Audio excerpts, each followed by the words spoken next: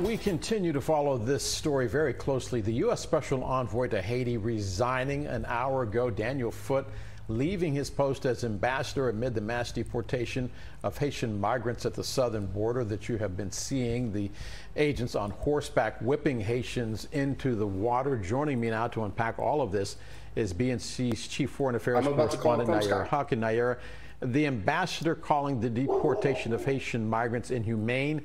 His letter did not look like one of those ones, "Thank you for allowing me the opportunity to serve the United States." It was stinging.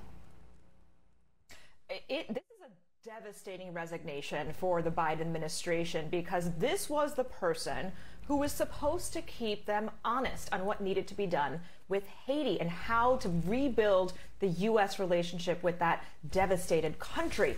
Daniel Foote is a career diplomat. He is somebody who has spent his entire career working to help the people of Haiti and the people of Africa. He is deeply knowledgeable about how government works, how it can do better, and he was hoping in this position to be able to really bring about some change. And that's, again, what many people were hoping for in the Biden-Harris administration, were these changes to the immigration system to really align it with the message of human dignity and empathy that had been expressed not only in the campaign trail, but by President Biden himself at the United Nations General Assembly just earlier this week.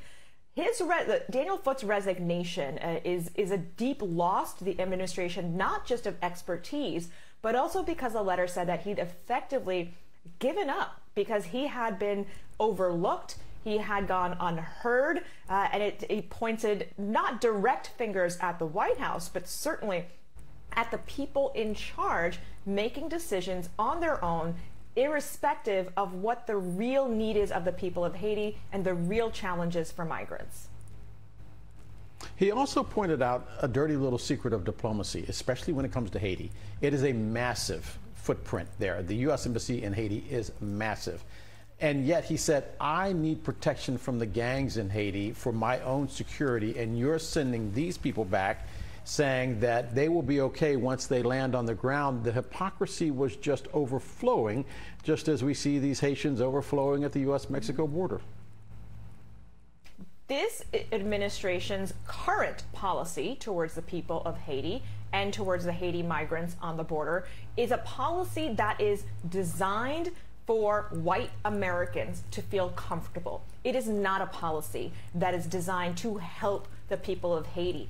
That is very clear in not only Daniel Foote's letter and his resignation, but at the statements he made about how, as an American, as a white American, he needs to be safe in Haiti because the United States footprint in that country has had such negative consequences over the years that the United States is no longer even paying attention to the real problems on the ground, to the point where he did not feel safe and secure. And that is ultimately what the saddest thing is about this, is that there are very easy solutions to help the people of Haiti and help the migrants, and the U.S. government is choosing not to do that.